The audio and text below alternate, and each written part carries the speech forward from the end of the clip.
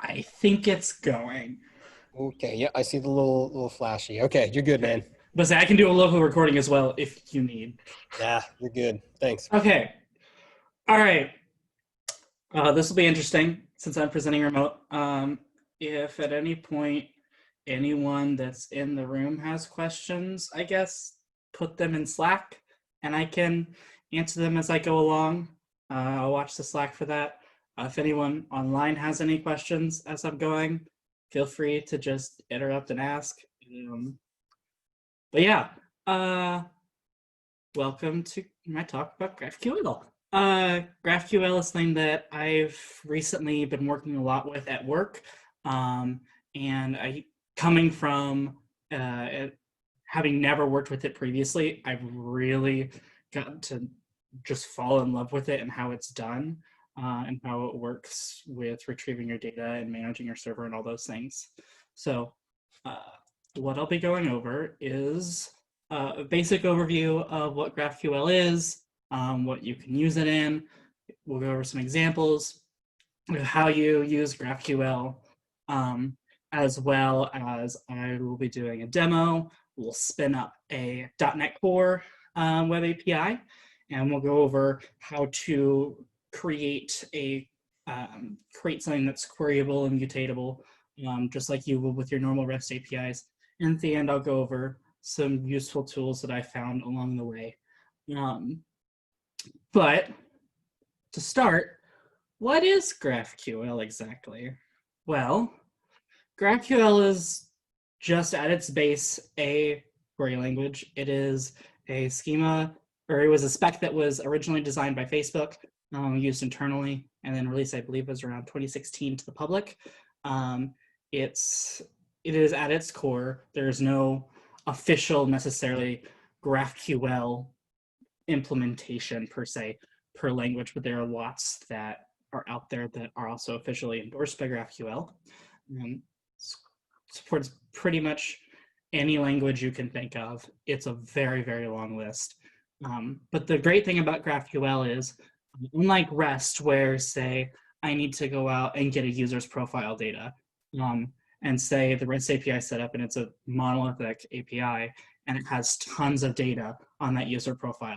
Say I'm a front-end developer and I just need to load certain things. I just want to have their username, their email address, their display name, their phone number. That's all I need in this scenario. GraphQL lets me only get that data from the server. So I don't have to worry about trying to sift through tons of data that I don't need. And I can just focus on the data I want to get. One of the other great things about GraphQL is, say, I need to get a bunch of different things that aren't related to each other. Instead of having to make a bunch of calls to different areas of a REST API, I can put all of my requests in I can just request once, which is a bunch of different queries or mutations to get everything I need, and it all does it all at once. I don't have to worry about, all right, I need to go to the authorization service to get this first, and then I need to go to the user service to get this information, and then I need to go to the forums to find posts that match that user ID. It can all be done in one. And the nice thing, in my opinion, about GraphQL is because everything, there is only one endpoint, it makes it really, really easy to maintain and update. It's quite easy, at least in the C# implementation, it's quite easy to add on to and change without having to touch all of your code that's doing all the work behind the scenes. So as for supported languages, front end is everything that I'm aware of, because you're just making a post call out to an API just like you would any other system. As for backend, also pretty much everything. It's great. But on a serious note, there are GraphQL server libraries for C#, .NET, Java, JavaScript, Kotlin, Swift, PHP, Rust, Go. It goes on and on and on. Pretty much anything that you would be developing a server in nowadays, there's probably a GraphQL implementation out that exists. For today, we'll specifically be focusing on HotChocolate, which is an open source, actively developed GraphQL server implementation for C#, for .NET and .NET Core. As for the benefits of using GraphQL, I've already touched on some of them, but GraphQL, it's very simple when it comes to querying for data and changing data. Instead of having to write out complex SQL queries and having to know all that, I can just go, I want a user and I want their information, and I want X, Y, and Z from that user. And you'll see that here shortly when I get to that portion of the slide deck. Less complex API calls. You only have one place to hit, and you hit it with essentially just a JSON request. One of the great benefits about GraphQL, in particular HotChocolate, is if you have a microservice infrastructure, HotChocolate and GraphQL lets you stitch multiple different microservices together so that you don't have to worry about calling different endpoints for different things. It's all in one spot. And you can easily integrate it to any of your existing authentication systems.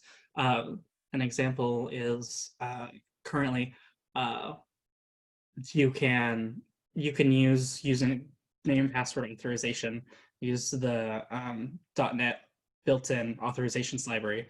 You can also do JOT authorization, token authorization, whatever you need. It's just there. GraphQL doesn't really care. It's all about how you build out your APIs backend. So let's just go over some examples. So queries. So it's how you obtain any data. On the left here, you can see a very simple query. I want a hero and I just want their name. So if I were to run this against the server, I would get a JSON result back. That JSON result has a data object, and within that I have a hero. In this case, I'm only requesting one hero, so it's just a single object, and it only has that name portion, which is what I requested. But what if I need more information? I can just add more information into my query.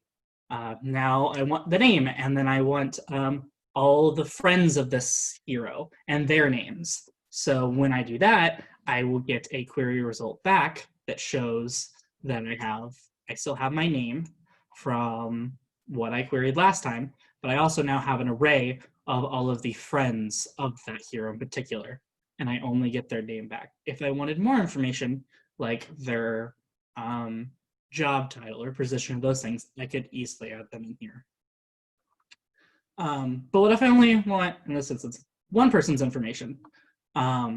I can specify that I only want a hero whose name matches, in this case, Han Solo. And so in this case, I get it back and I get all that information. Now, here it shows that I'm passing the name and I'm also getting it back, but if I didn't want to, I could just leave name off and just request the friends, and it would only return that data. As for mutations, mutations are very similar to queries.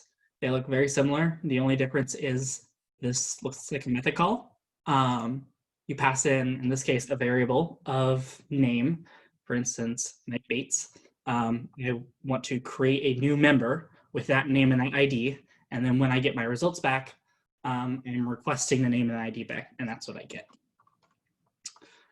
One of the things that can happen if you start building really complex queries of mutations is your actual query can start looking really mucky, and say, I want to do the same set of instructions multiple times with different data, but I don't want to have those hard-coded strings.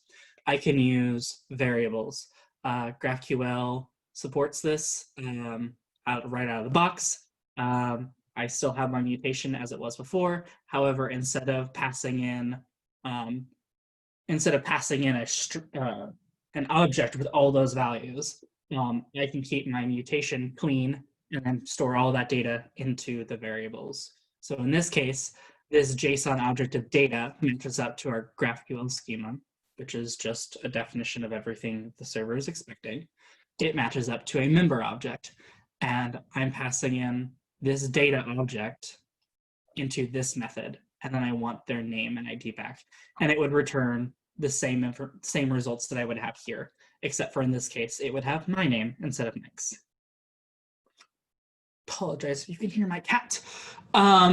But let's go ahead and start going through demo. What we're going to be doing is building out a very basic GraphQL server using HotChocolate. And then once that is done, we will take a look at how we can actually start querying against it, doing our mutations, and also testing and accessing it outside the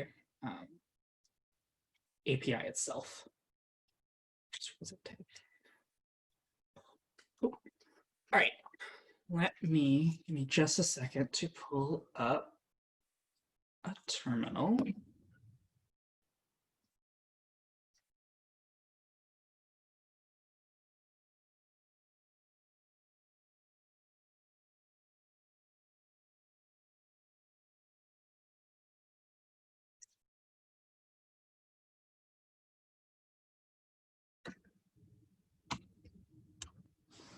All right. Can everyone see this all right? Is this too small? Can't see anything. Oh, let me, oh God. Where is it?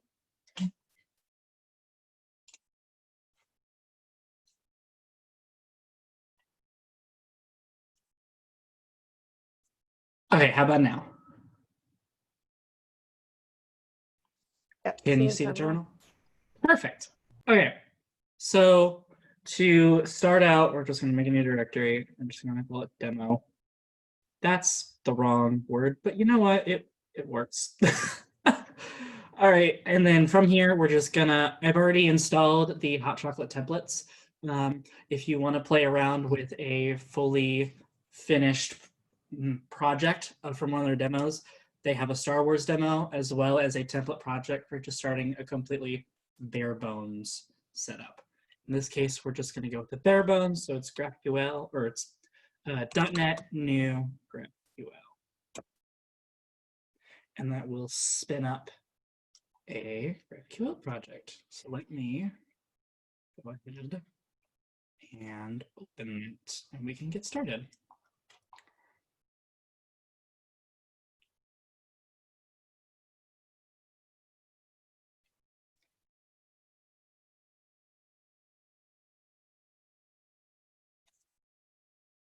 Okay.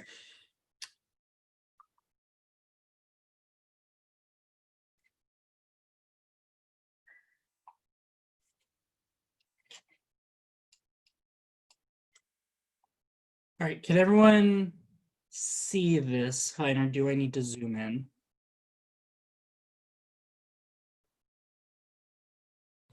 Looks pretty good to me. What, Fred, are you on location? Does it look good there? Mike? Sorry, I had to get up to the front. Yeah, could you zoom in a decent amount? Yep, I kind of figured that was gonna happen. Let me find the setting for that. Make sure it goes on everything. If it'll.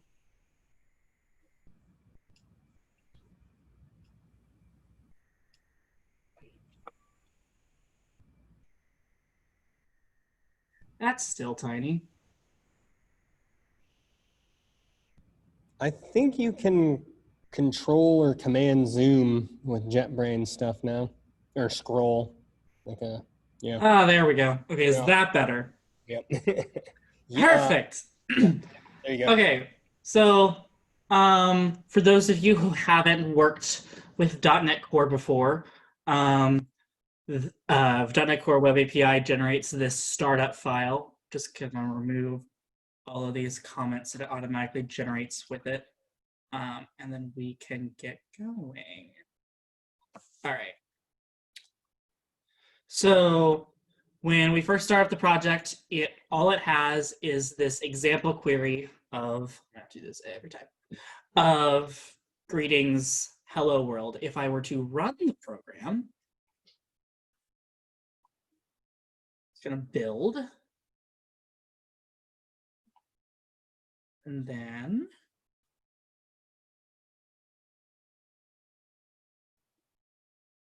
once it's finished building, I swear this normally doesn't take this long.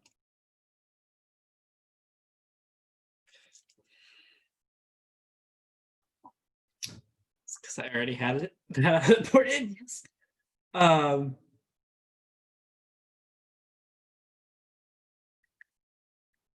Okay, so when I first start up the application, there's just a blank screen in the browser. There's nothing here. This is the endpoint we would normally hit for GraphQL. However, built into GraphQL is this HotChocolate is this wonderful thing called the playground. This is a place where you can go as you're developing to poke around with what you've actually set up in your server and actually start being able to test and debug your code. So if I go over here to the schema, I can see that we have this query of greetings. So if I were to write a query and I want greetings, if I run this, I get an error saying greetings is not an object. I believe it's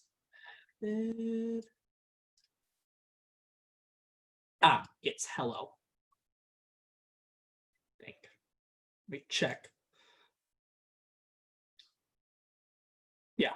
So it's greetings, and then inside of greetings looks to be hello, I think. Not sure. We'll come back to this. But essentially, this is a nice place where you can, if there's any errors as you're developing, it will throw those errors out to you. You can also look at the documentation in here. So in this case, this was the problem. I wasn't actually calling it properly. I need to call greetings, and then inside of greetings, it has a value. It has a field called hello. So if I call this, I get back my data of this greetings object, and this is the property of hello. And in this instance, it is being mapped to, whenever I call hello, it returns world every time. If I were to change this, let's just say dev night, I think the apply changes will work. If I do that, I now get hello dev night back. So let's go ahead and go back in here. Let's start by go ahead and making our models. So we're going to build a very simple application that just manages events and members. So let's go ahead and create a folder for all of our models. Let's call this models. And then in here, we're going to add class for an event and a class for a member.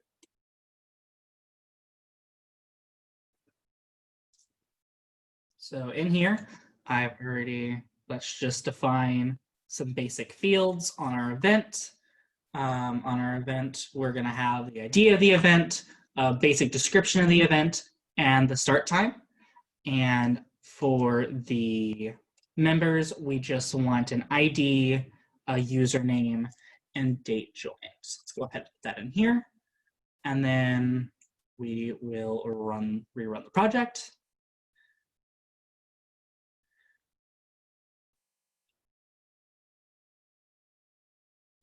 And we see that it's running. And if we go back to here, notice our schema hasn't updated. We have to link everything up manually. Inside of your, this is essentially the same thing as your model views and controllers for a database. In this case, I'm going to use Entity Framework to link all of these to a SQLite database that just has some very basic information. So in this case, let's create a database context. And in here, we're just going to define some basic things that we need. I believe this will air out because I need to install the package.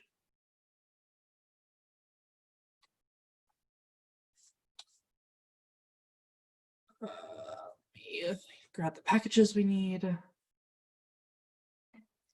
So we need entity framework, entity framework core, SQLite, which is here. And then we'll also need entity framework design to make sure that the data, that everything is set up properly. Should be it for this. See references.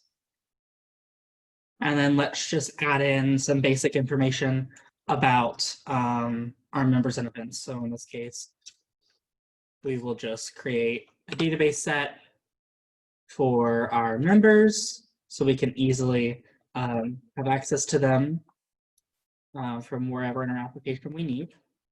And then we'll also create another DB set for our event.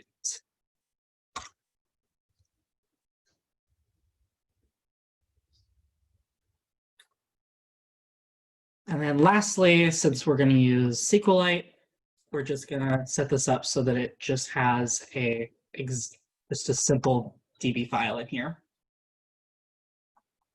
Next, let's go ahead and go back to our startup file. No, we're not going to go back to startup file. Next, we're going to start configuring GraphQL. So one of the nice things about GraphQL is it really doesn't care how you have all your data stuff set up in the back end. In this case, I'm just going to create a simple repository model so that we can easily access and mutate our data. But GraphQL does not care how you do any of the logic behind the scenes. All it cares about is just that mapper between I have a request, I'm getting this data, and where do I go to get that data back? There are some built-in things that HotChocolate does that lets you do custom filtering things, but in reality, you can set up your API however you want on the back end. It doesn't matter.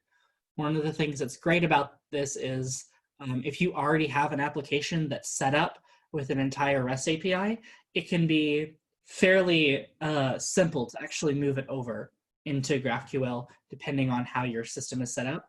If it's set up with a repository structure already, you can easily just come in, create your GraphQL queries, and just say, hey, I'm just going to call either my service layer that does data processing before it goes to the repository, or I can just call the repository directly.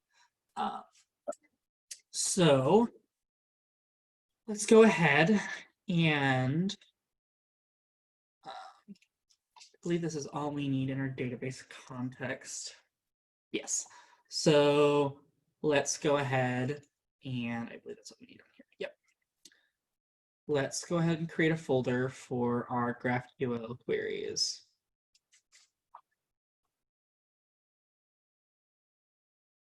So let's go ahead and start with the event queries. You don't necessarily have to break these all out into their own files. I do, just because it keeps everything nice, clean, and simple. And so it's easy to not get everything mashed together, especially if you have a large data set. It can get kind of cumbersome. And if you want to add a bunch of additional things in here. But let's just do event queries. So on our event queries, we're going to need a few things set up to start. So since this is a type of a query, we need to extend the object type of query. All this does is essentially say that everything inside of here is a query. Its sole purpose is just to accept a response and pass back data. It's not a hard thing saying, oh no, it won't error out if you do other things and queries in here, but it's to help keep everything nice and clean. If I were to call a query in here, but in my GraphQL, I said mutation instead of query at first, it would error out. So in this instance, let's go ahead and create a way to get events. So in this case, I'm going to do, I'm just going to add a method called getEvent, or let's just get events. And I'm not going to have any parameters, and I'm just going to do, so we're going to say get event for now. Just gonna get a single event, just a brand new empty event. If I wanted to do anything else, if I want to do more than one line of code, I can easily just break this out into its own method and just say, let's create a variable called new event. It's just a new object. And then let's just set some of the values on that object. So I want the ID to be a GUID. Let's make that new GUID. And then I want the title of the event to be SGF devs.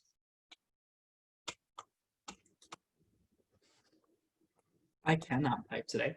And then I want the description to be let's just set the description to GraphQL, intro to GraphQL. And those are the only fields I'm going to put on this. And then I'm going to return back the event that we just made. So if I go ahead and save this, if I were to immediately start the project up again, I still wouldn't have access to this in my playground at all. In order to be able to actually expose this, what I can do is I can come in here to my query builder. This is just in the startup file. This sets all of the schemas up. And in this case, because I have that custom descriptor at the top called query on top of my event queries, what I'm going to do is let's go ahead and add a query type.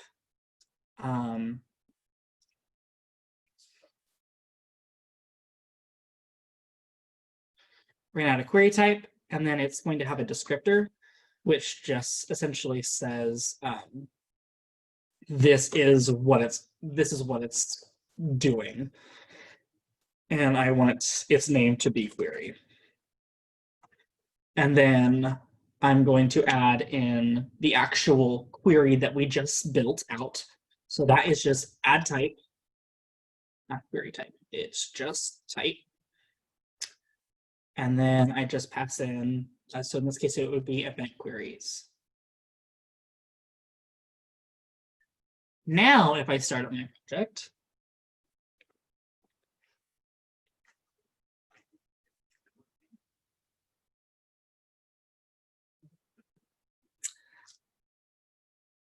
you get an error.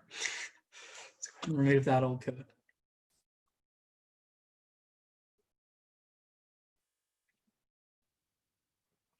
Now that it's running, let's go ahead and go back over to here. If I go ahead and refresh this, look at my schema, realize it's not loading because there's an error here.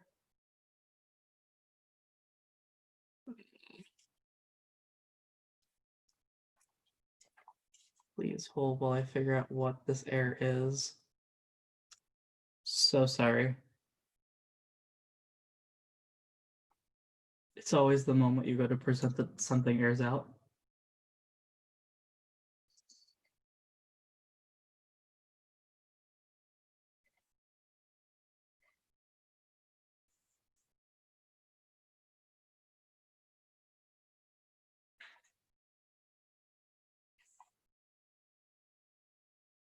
Prefields must be object with name use case. What?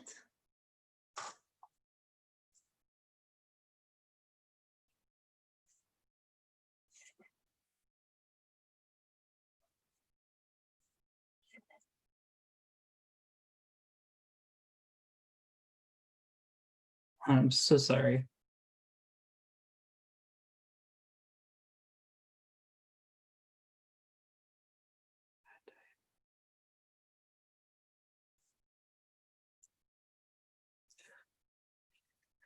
I believe that's the issue. The capitalization here is different. That is not the issue. I am not sure what it would be. Yep, that was it. So in this case, we now have an event. So if I just want to call event and say I want the ID, the start time of the event.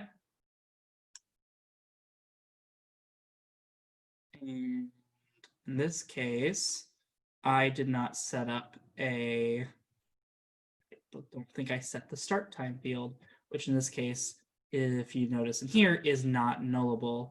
So these are just one of the various checks that it does.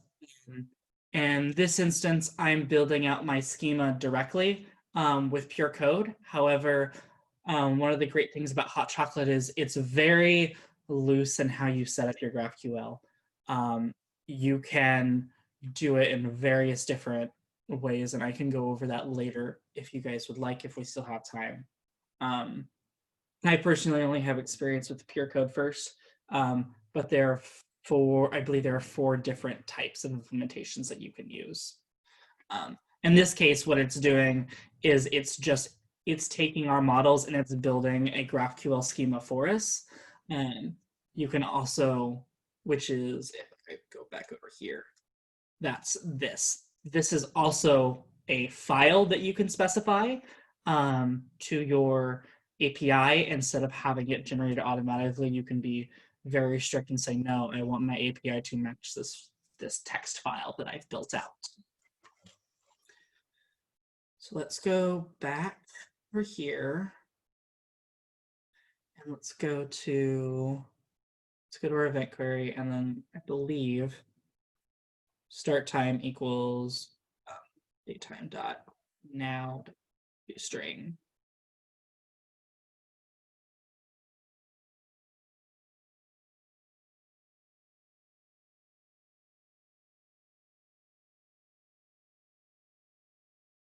So then now we have back this event. If we run it again, because it's all static, the only thing that's ever going to change is our GUID, because that's the only thing that's being generated on the fly. But say I also want, in this case, I have a description as well.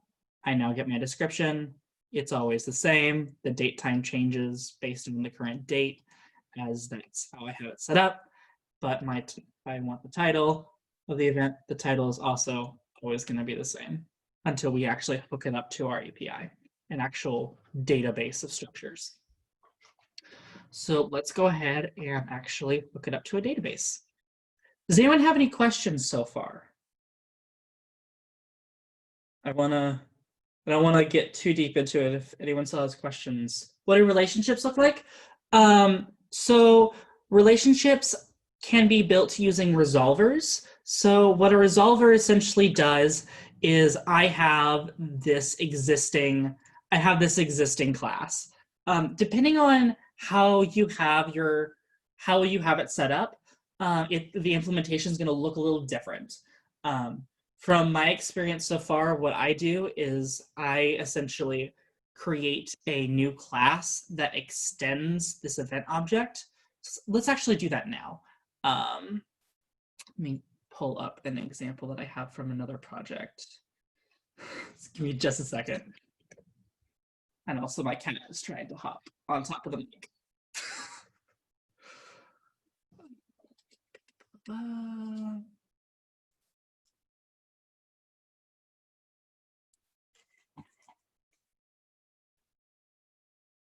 So a resolver in HotChocolate would look something like this. So we're gonna add a class on here. Let's call it event resolvers. So in this case, I'm extending you can always, all of this stuff can also just be put into the events model itself. But in this case, my events model is also on my database.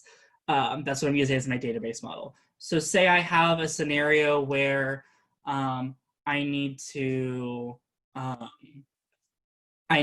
that's dynamically generated that doesn't necessarily pertain to the database. It's just additional information. I can put that here. If I want to join two different models, I can also do this here. So we're going to do extend object type. And in this case, the object is, it would be name of, and it would be event. You can also do event in quotes instead of name of, but this hard ties it to the model. And then let's go ahead and create, let's just say, oh, thank you, Fred, or Josh. Thank you, Josh. I keep forgetting I have to zoom back in. In this case, let's just say I want the current time on all of my events for some reason. I can create a method here. And if I want to access the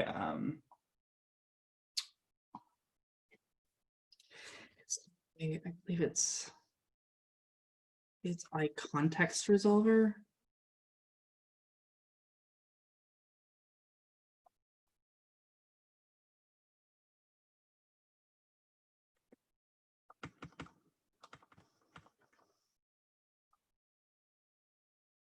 Resolver context. So in this case now, the current event, I can get it from this by doing context.parent and then event. So then now I have access to the currently being resolved event. In this case, we're just going to pass back a string. So in here, if I wanted to run any database logic of say, I want the location of this event. I could do whatever logic I need to in order to return an object back. In this case, I'm just going to return, I'm literally just going to return a date time of today. And we're just going to do toString. It'll let me. Can I not do that one today?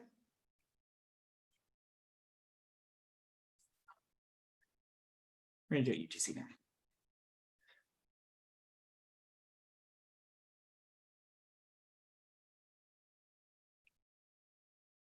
So then if I stop this and rerun it,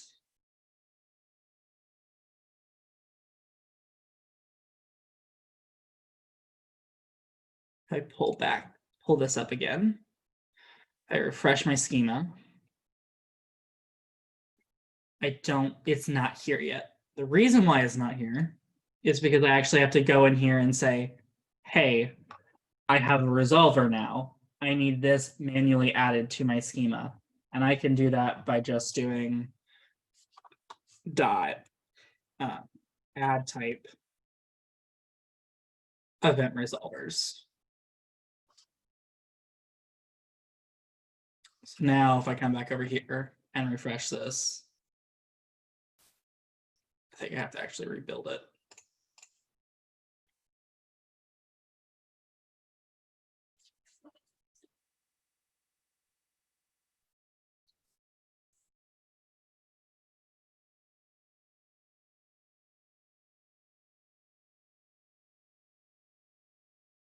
I now have this additional field of current time.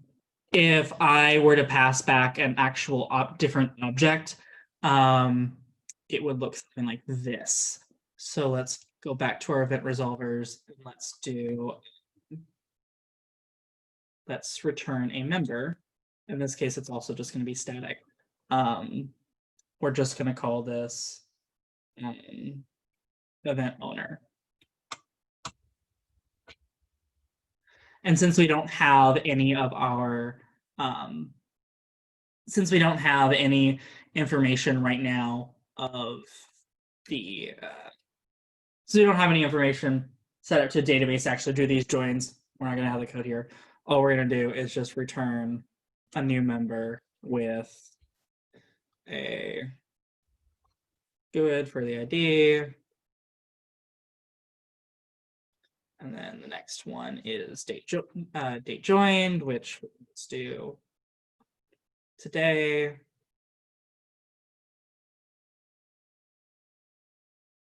Let's do. Yeah, toString. Yeah. Why is that error? Ah. Wait. And then what's the last field? Remember username. So let's just call username Brenden. So now when I run this,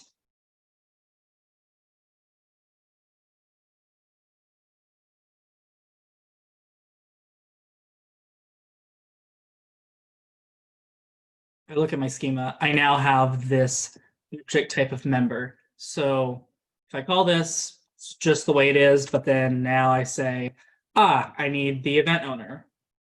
If I were to call it just like this, it'll error out because event owner is an object. So on here, I just want the username, and now I can get back that this is the event, and then this is the owner, and then that's their username. Does that answer your question, Fred? Or is that too confusing? Okay, perfect.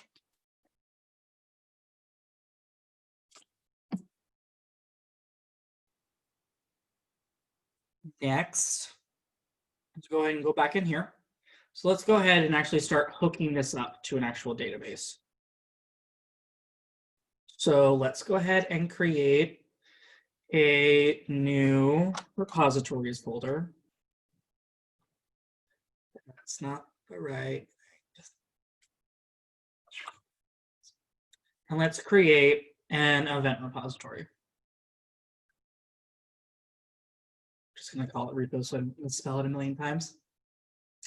So in this event repository, let's just initialize it. Zoom back in.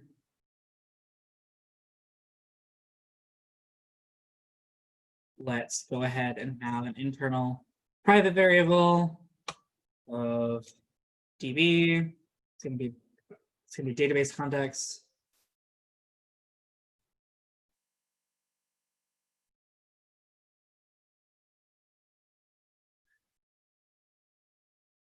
It should be date. And then let's set to equal a new database context. So then let's go ahead and add some basic information. We want to be able to add events. So let's create a method for adding an event that will return an event whenever we create it. That way we can get that initial data back. So let's do DB, actually it would be database context dot events, because we created our DB set, and we're going to add a brand new object. We're already creating our object in GraphQL. In this case, we're just going to let the client generate the GUID. Generally, that's not a good idea, but for this example, that's what we're going to do. And then we're going to save it. I'm going to save our changes, and then we're going to just return the object back that we just made. So then, as it stands right now, all this does is just add it in here. Doesn't actually hook anything up yet.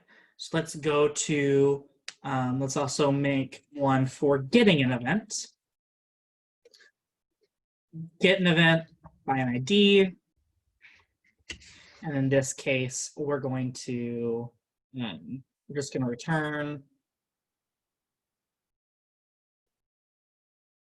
I'm just going to get events, and then we're just going to get the first or default of an event. Hold on. There we go. First or default of an event where the event ID matches the ID that we passed into the string. And then let's also add a method for getting all of our events. So let's just return a list of events. So that'll be get events. We don't need any parameters. And we can just directly return events to list. So from here, we can go ahead, we'll go back to our queries, and let's change this. We're gonna go ahead, We're going to change this as a get static event. So we have that in here now. That will change our GraphQL query. When I restart this will no longer be event. This will be called static event. Let's go ahead and create a query for getting a single event. So we call it get event. It's going to have a string of an ID. And then we are going, actually, first, we need to have a database context set up locally so that we can actually, or we need to have an instance of the repository set up so we can actually access it. So let's just call this, let's put a private variable in here. We're gonna have it called event repo, or event repo. And one of the nice things about HotChocolate is it automatically supports dependency injections. So in this case, let's just call, whenever it automatically spins up an instance of this, we can have it automatically pass in an event repo. And then we can set that event repo to be the event repository that we just created. If you're doing any custom testing, this is quite nice. There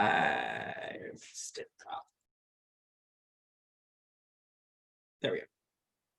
So now that we have our local event repo, we can just do a lambda to say this dot event repo, get event, pass in that ID. So now if I save that, if we were to run it, because we don't have any existing events, we won't be able to get anything.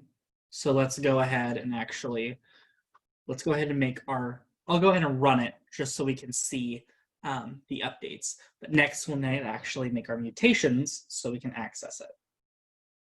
So we can create something so that we can then access.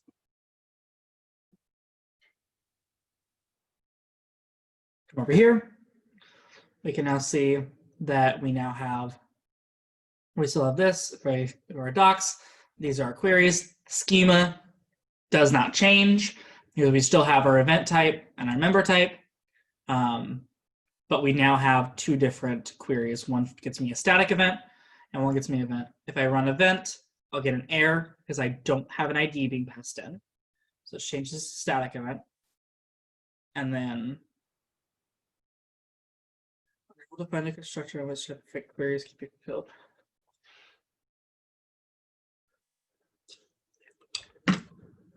So in this instance, this error is because I didn't add a service to my startup saying I created a repository. So I can just fix that by just doing this dot. In this case, we're doing scoped. I'm just gonna call it. What was that I made? Yeah, an event repo.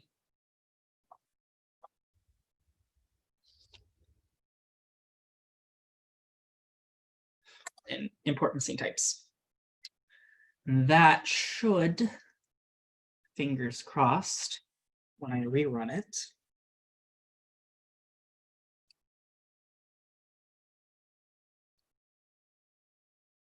should fix the error. Yep.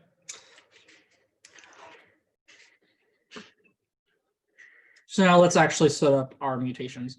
Our mutations are set up just like our queries are. So we're just going to create a new file. I call it event mutations. And then I'm actually just going to copy this here. We'll rename this that. And then let's add a call for I'm going to give it back, so we're just going to call add event. And then we want to pass an event, new event. And then we're just going to pass that on to our event repository. And then let's go ahead and run this.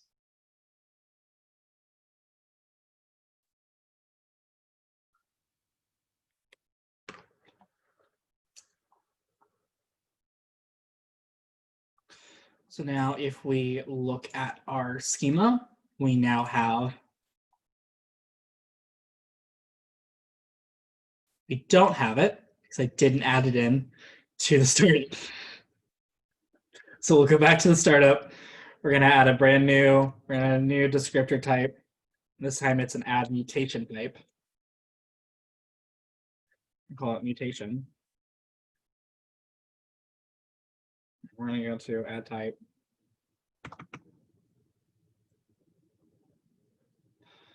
Let event mutations.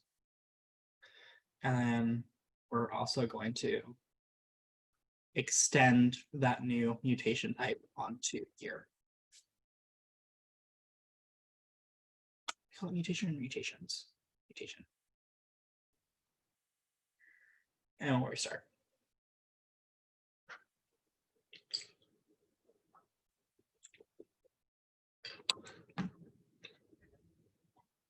So pop up here, refresh my schema. We can now see we have this event input object, which matches our event. If you notice, it doesn't have that event owner that we extended at all, or that current time that we extended. And then we also have this new mutation down here, which accepts that event input.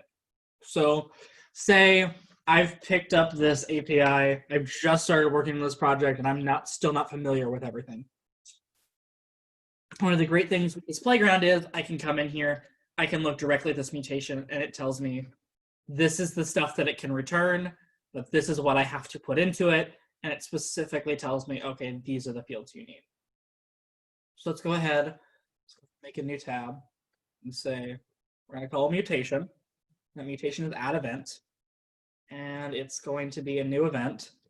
And let's go ahead and actually use a variable. So, and to use a variable, we first define it at the start of our mutation, opening parentheses, and I can call it whatever I want. In this case, we're going to call it data. And it is going to be of the type event input. Put an exclamation mark to make sure it's null. And here we can specify the data. And then say, I already know all the information about this because I passed it all to the API. Now I just want the ID back. That was if we weren't setting the ID ourselves, I want the ID back. So in this case, I just want the ID. Run this now, it'll error out. But if I come down here, here's where we can put in our variables. It's just a simple JSON tree, or JSON object. In this case, we have data. That's not remotely right. Let me have this already here. Let me just copy it.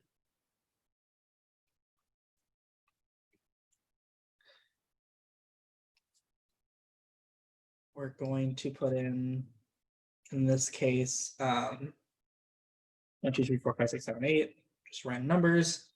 Random title, and then we'll just, that'll be our description. And then right now, since this isn't anything in particular, we're just gonna say now. So now if I run this, I'll actually get an error. In this case, I'm getting an error with Entity Framework. I don't know why I'm getting an error in Entity Framework. Let's find out why.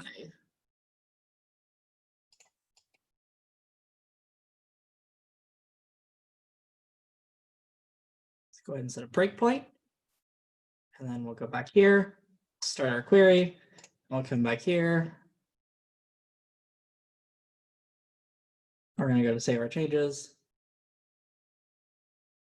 I'm actually going to go back here and stuff here. Error it out again.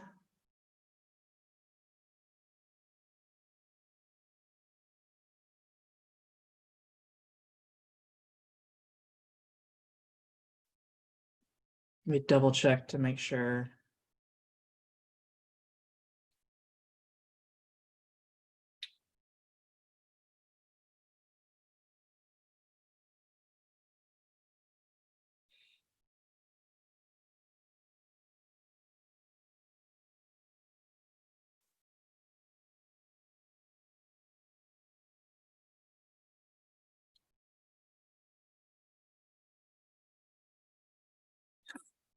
It's because nothing exists in the database yet. I didn't run the migrations. Just a moment to get this. I think I still have it in my. It would be please have history. Okay. So I just need to add database migrations. I'm so sorry.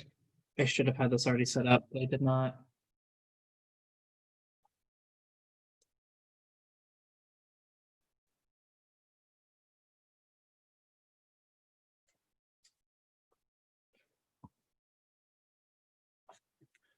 As it takes its sweet time to run.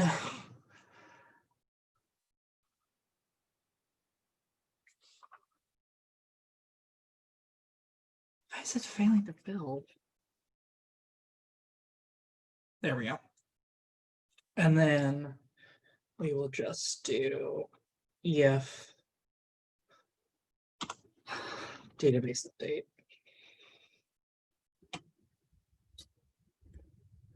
So that just built out this migrations and actually built out the tables. All right, now if I run this, it should work.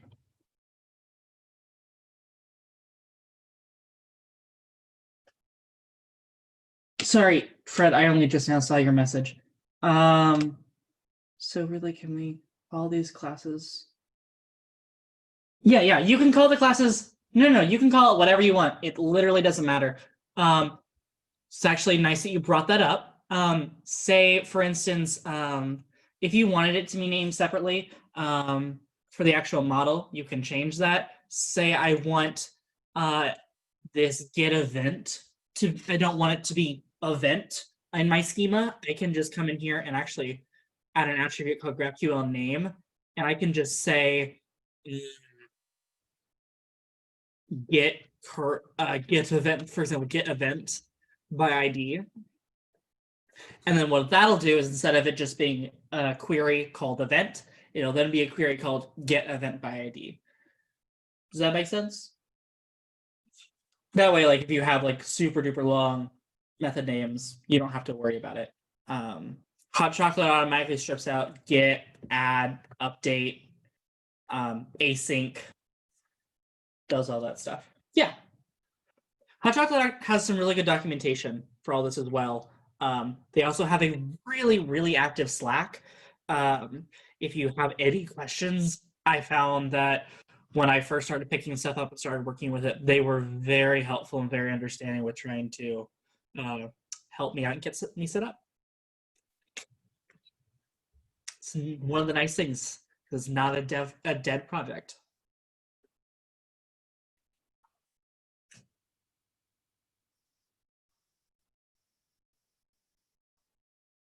Did it air out again? It aired out again. Why is it airing out?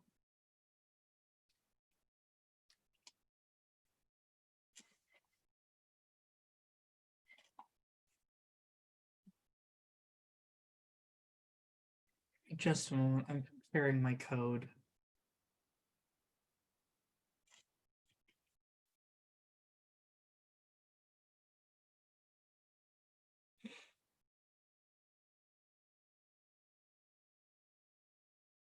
ID title description.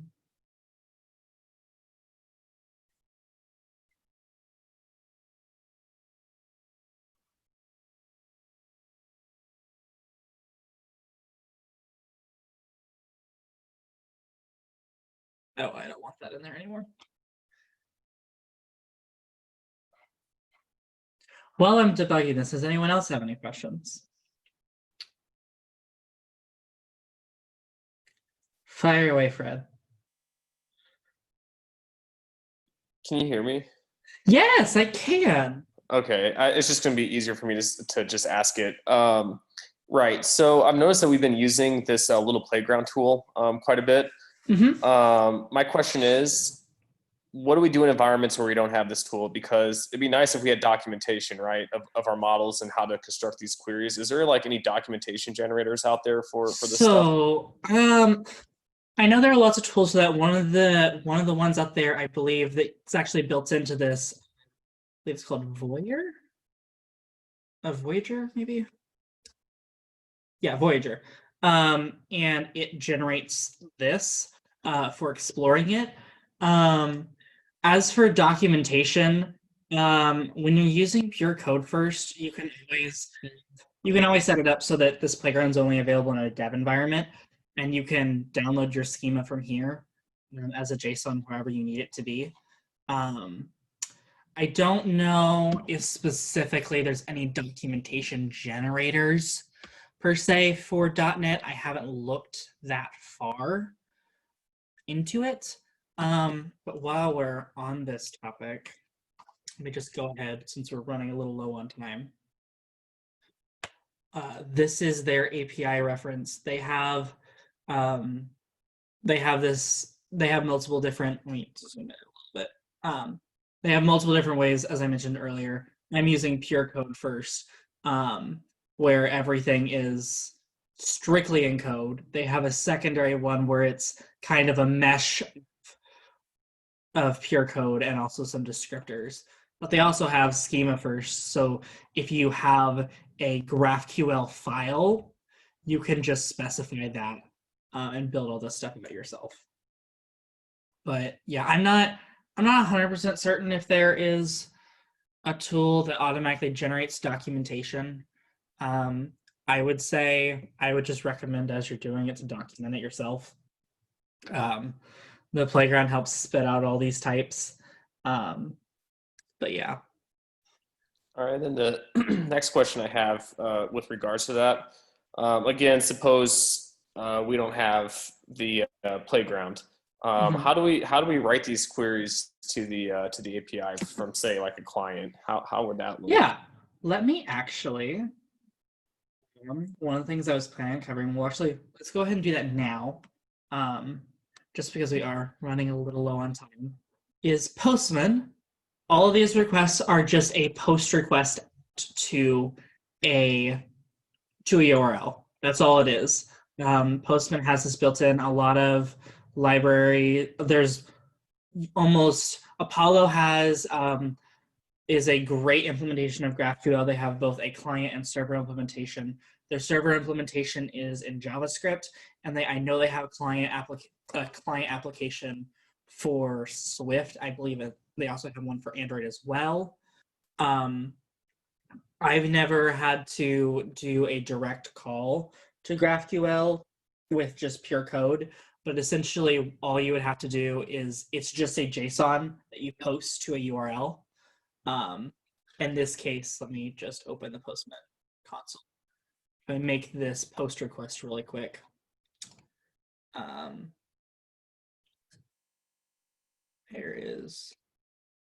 This is the request body. It's just a JSON with a string. It's just a key value pairs. Okay, so from a JavaScript perspective, we'd have to find some sort of library that can build our queries for us. Otherwise, we're reduced to typing them out manually. Yeah, and Apollo, from my understanding, is the leading JavaScript provider for that. They have extensive documentation for their client. They've got tons of stuff in here.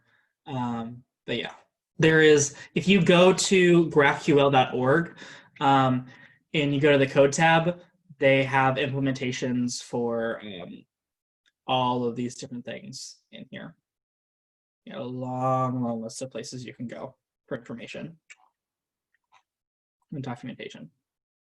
All right, and then my last question. So I'm currently in charge of designing a pretty expansive API for our work right now.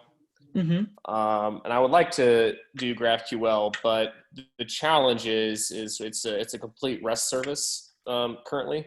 Yeah. So the challenge is how does one like easily transition from REST to GraphQL? Is there like some sort of like layer you put in between that automatically hooks up to the endpoints, or how does that work? So what you can do is you can technically lay GraphQL on top of your existing service by just creating where we were building out these essentially. If I go back in here to the queries, what I did here, I could do whatever logic I needed to do to call the existing systems without having to update things.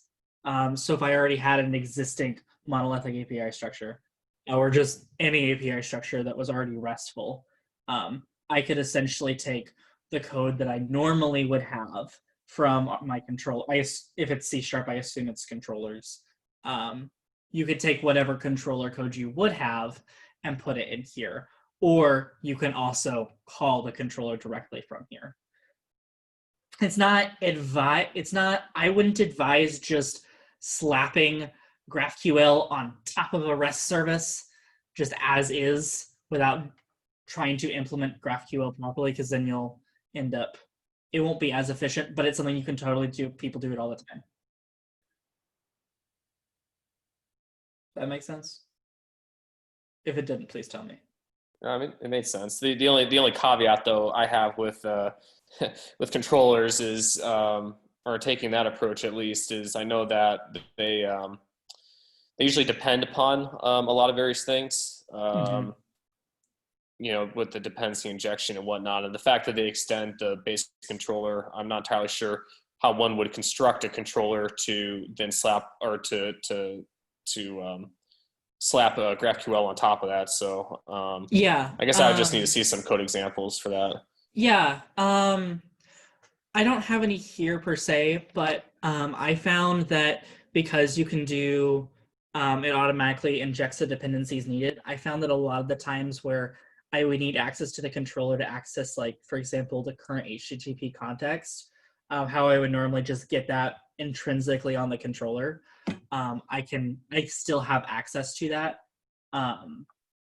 If I wanted to, I could just, I could add into my startup excuse me, it would be up here. I could add, for example, if I needed HTTP context, I could add the HTTP context accessor in here.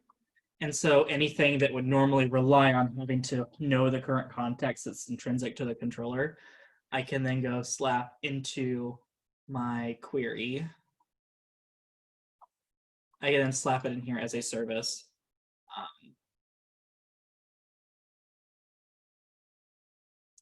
And then I can get the context just like that. And I have access to all the things that would normally be on the HTTP context. But I do understand that if it is a controller, there's a lot of things you could potentially lose access to. So in that case, I would just recommend calling the controller from your code and passing the current context if needed.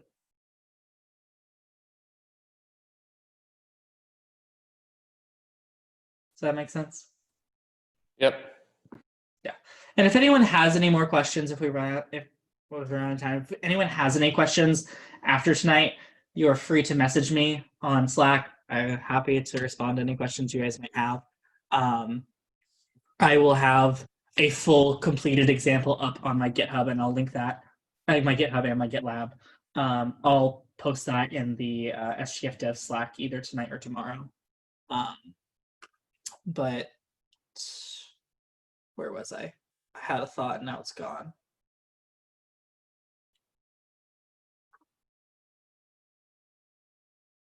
Let's undo all that. Right, so we have this, let's go back to where we were for the mutations. We have this mutation, and now that we got it to successfully run, once at least. So let's go ahead and let's also just tack on to our existing query. We can call another query in here. We want, oh God, what was the event ID? I think it was this. Yeah, so this is our event ID. I want an event with an ID of this, and then I want the title, and I want the start time.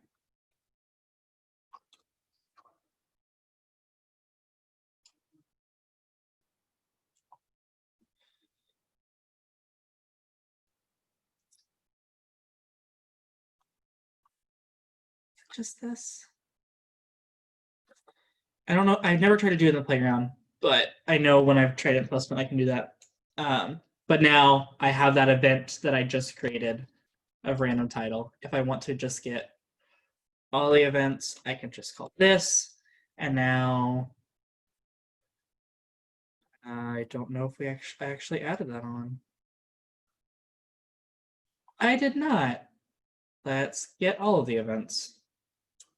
Let's just say get events. We don't need any parameters. Get events. This is a list.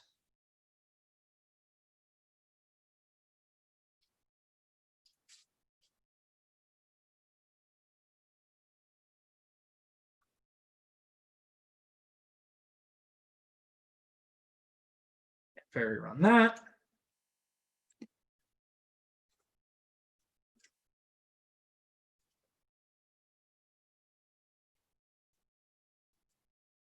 I now get a list of all the events that we've added so far. So, does anyone have any questions of that overall? Anyone physically there or online?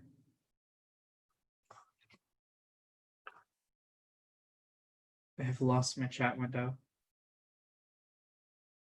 There we go. I'm gonna take that as a no. Mike, how am I looking on time?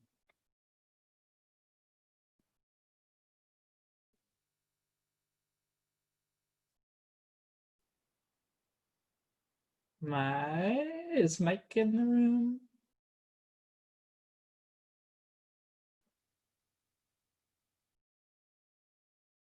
Okay, I'm just going to keep going for a little bit longer. So one of the things I mentioned, I don't know if I mentioned it already yet, but GraphQL lets us, HotChocolate lets us easily just add in any authorization.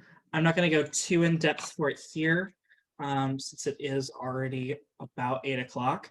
But if you go to their example, or if you go to their documentation, and if you go down here to security and authorization, they've got their own package in here for authorization. You just simply add an authorization directive. And then in this case, I just add an attribute onto anything that I want someone to be logged in for. And then I can manage it however I want with the built-in .NET Core authorization libraries. It's really simple, supports role authorization.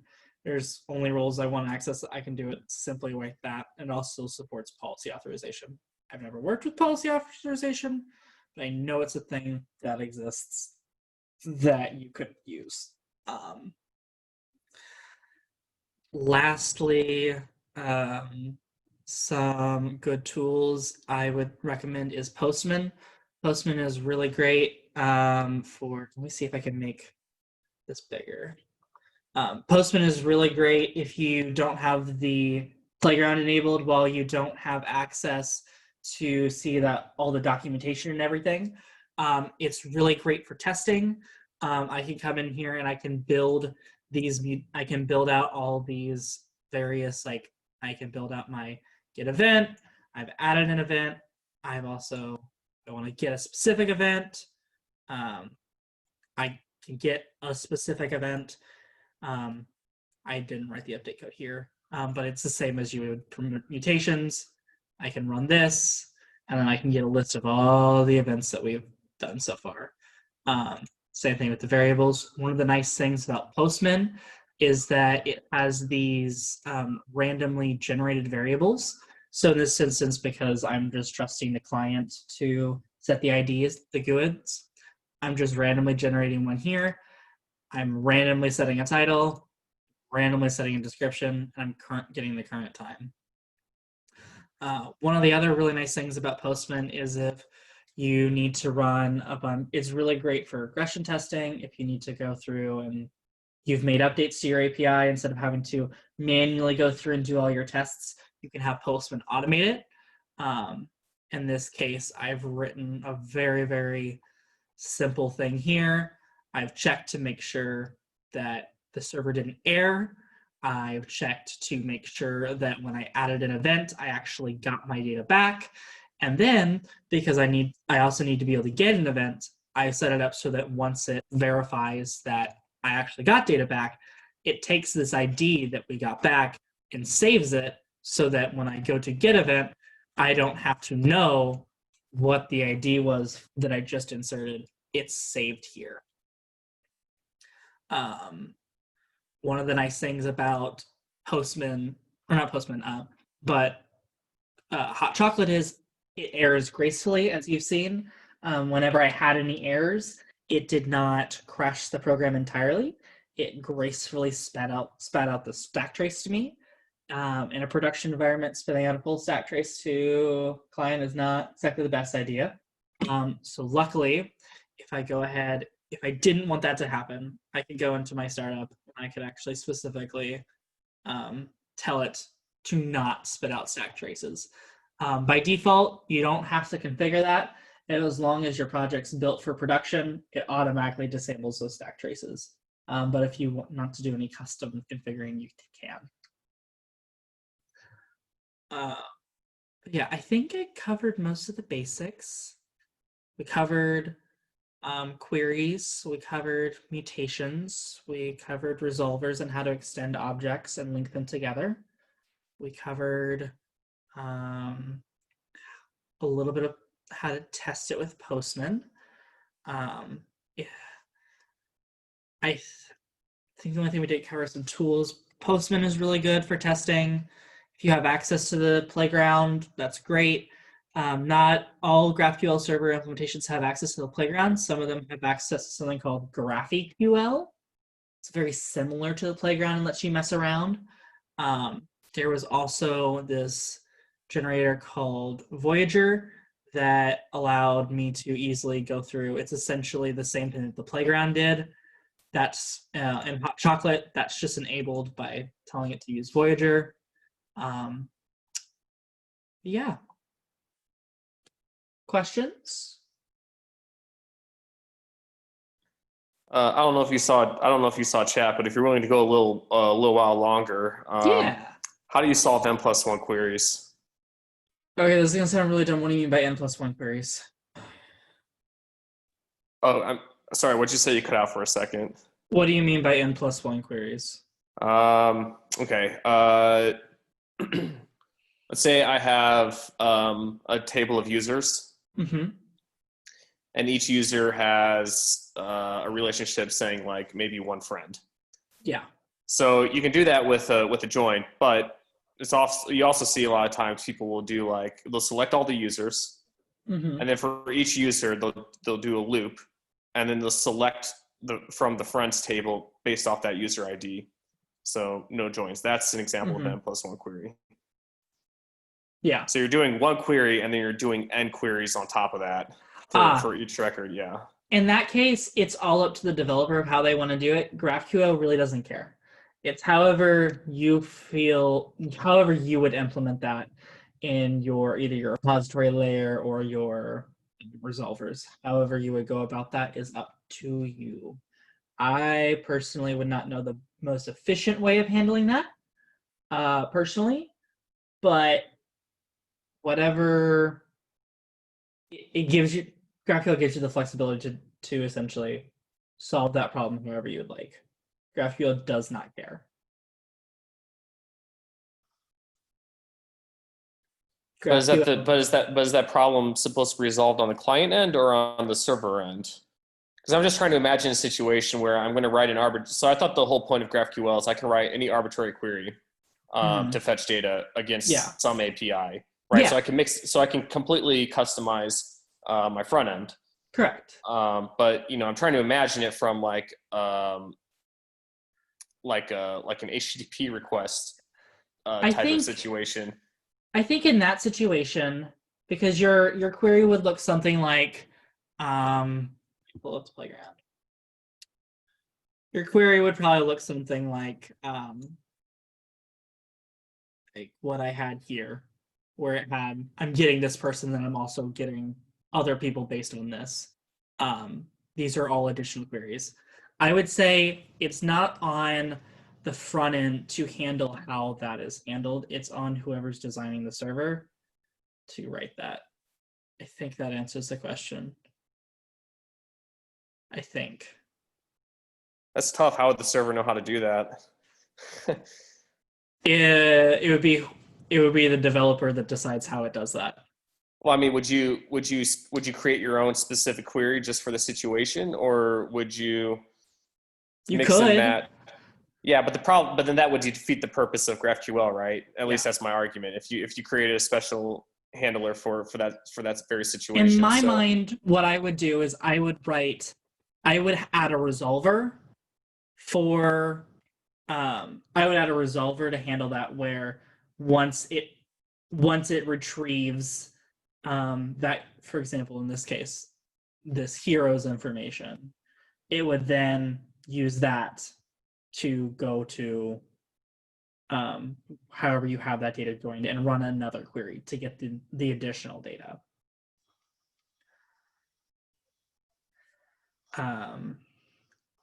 There are ways that you can make that more efficient. I would not, but I am not familiar enough with HotChocolate's implementation to be able to answer that question effectively, I don't think. Because I know there's ways that you can optimize how it does its querying, but I could not, I cannot answer that question today. I would have to look into it more. Okay, that's fine. I did say I was going to drop a bomb, so. You did, and that's okay. It's perfectly understandable.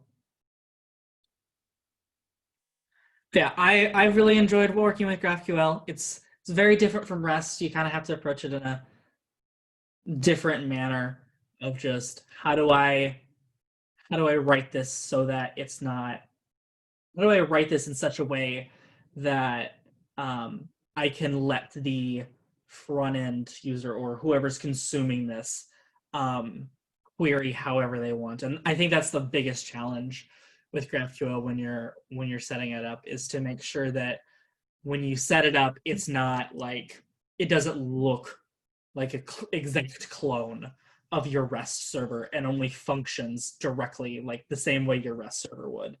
You have to think about it as, oh, I want to be able to be very customizable with how this is accessed.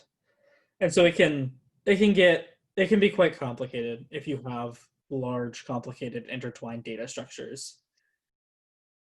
It's definitely something that I did not pick up overnight.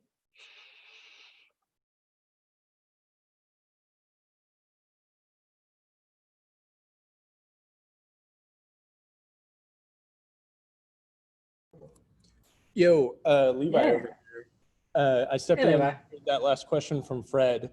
I believe that like this is a somewhat of a solved problem from Facebook, at least, using this like library called Data Loader that does some level of like batching to try and like solve the n+1 problem. So that is Fred, exactly it. Thank you. Data loaders. HotChocolate has a whole article about it in the documentation. That's all I'll say. See, if you're curious how to do it in C# with GraphQL, go look at data loaders with HotChocolate. They've also got other information here about pagination, how to handle all of that. They've got information down here on how to batch your queries. HotChocolate's documentation is absolutely fun. There's another .NET GraphQL library called, I think it's called GraphQL.net, but it hasn't been updated in over a year. I don't think it's being actively maintained anymore. Yeah. Any other questions?